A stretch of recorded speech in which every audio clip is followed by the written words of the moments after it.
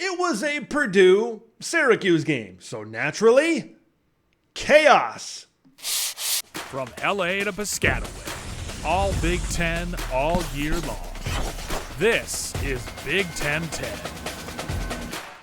It's amazing to me how close this game was, even in the middle of the fourth quarter, considering that Purdue literally and figuratively fumbled this one away, or at least tried to fumble it away across the course of this one. It was all about the turnovers. It was all about ball security. And Purdue ended up fumbling this one away because I really thought that the Boilermakers had enough to win this game against Syracuse. Sure, Garrett Schrader had a great day against this defense, and when you take a look at this Purdue defense, they continue to have struggles.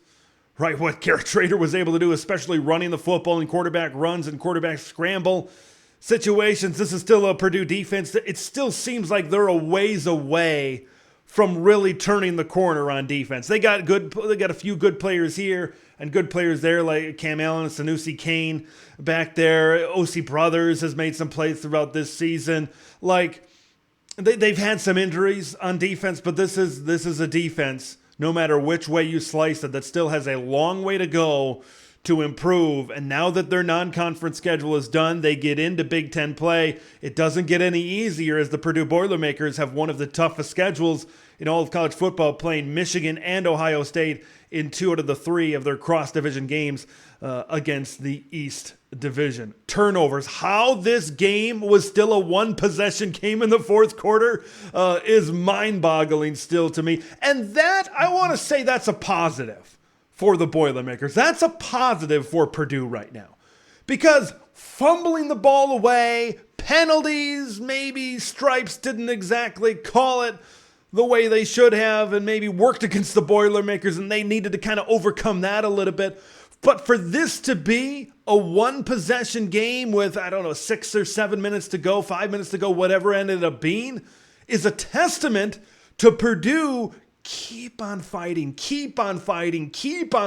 remain in this game. So you got to give them credit for that. They kept on chugging down the tracks.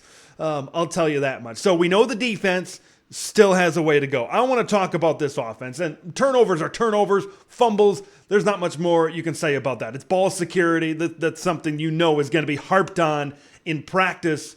Let's talk about short yardage situations. Why does Purdue still insist on a majority of these short yardage situations running, or any of these short yardage situations, running the ball up the middle? It happened multiple times against Fresno State, and it happened now multiple times in key situations where they needed a couple of yards against Syracuse. There were other situations where an outside run, Hudson Card maybe keeping it on a read or something like that, where it worked, but where there was Devin Mockabee, where there was Tyrone Tracy, they couldn't get the yardage. I know they've been banged up in the interior of their offensive line. Whatever the reason is, it doesn't really matter what the reason is. When you continue to go back to the well and it's dry and there's no water there, why do you keep on doing it? That's the question I have. When you have a quarterback like a Hudson Card, and you've got solid to good wide receivers on the outside, I firmly believe that something as simple as even a wide receiver screen would be more effective right now in a 3rd and 2, in a 2nd and 1, than a run up the middle. I believe we've seen enough of that. I believe we saw enough of it in the middle of this game. Yet when you get into the latter parts of the second half, they still go back to the well. Now, there's the principle that says, if you can't get 1 yard, 2 yards, 3 yards, if you can't get those yards in a short yardage situation, you don't deserve the yards. Well, I understand that. I get that. That's a whole separate issue. But I believe from what we've seen, Graham Harrell, you got to know, this is a less than 50% chance of working. Like that. That's the proof is in the pudding in those types of situations. And once again, those types of situations have kind of bit Purdue in the butt so far. Devin Mockabee in this run game, it's not what it has been. Okay, I see maybe Devin do a decent run here and a decent run there, but it's not what I was expecting kind of coming into this season. This run game for Purdue has kind of trailed behind, I think, where this pass game is with Hudson Card. And now with Big Ten play approaching, you're going to need Devin Mockabee. You're going to need Tyrone Tracy to really get moving and provide some balance in this offense. Because if this run game doesn't get going, it's going to be much easier for defenses to try to game plan against this Boilermaker offense. And maybe it's just as simple as getting healthy in the interior of your offensive line. Maybe it's as simple as that. I do like what Purdue was doing on offense. I think Hudson Card is one of the Big Ten West best quarterbacks right now. There's growing pains. There's growing pains for Purdue, but I also see glimpses of light at the end of the tunnel.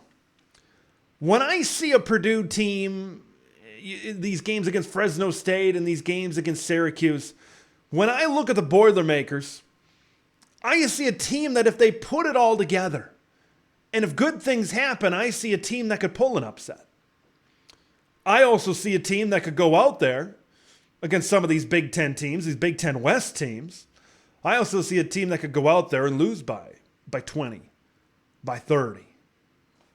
We'll see if these close losses against Syracuse and Fresno State, we're going to learn more about what those really mean. The first two games in conference are both at Ross-Ade Stadium against Wisconsin and Illinois. If the ball bounces a certain way and if maybe they can get a run game going, their defense improves a little bit, maybe Wisconsin turns out, whatever happens. I know Wisconsin has had their number for, it seems like, the last 2 decades. But this is a Purdue team that has some positives right now. They are still a Purdue team that's throwing the football well. Run game and defense are struggles right now. Discipline, penalties, turnovers. It pains me to watch this right now because I've seen it happen at Nebraska for the last few years. So to see that carry over in Lincoln, it wasn't much different. Now at Purdue, maybe with a different program, it maybe stands out a little bit more, having the turnover bug bite them. And it hurts when it's as simple as ball security. And that's the difference in a football game. Need to see Devin Mockabee and this run game be better if they want to get to a bowl game this season. So you go 1-2 in conference. I had Purdue getting to 6-6 in my preseason. That preseason involved a 3-0 non-conference record. So you're going to have to pull a few. You're going to have to flip some games and get some upsets if you want to get to that 6-6 mark. I think it's more of an uphill climb with this loss to Syracuse than it would have been if they would have been able to beat the Orange. I want to hear your thoughts. What do you think about this Purdue game where they literally and figuratively fumbled this one away to the boys from upstate New York? Leave your thoughts in the comments below. We'll see you in the next one. Thanks for watching Big Ten Ted, where it's all Big Ten all year long. Make sure to like the video to spread the word of Big Ten Ted to the masses and subscribe to the channel for updates on Big Ten content that drops every day.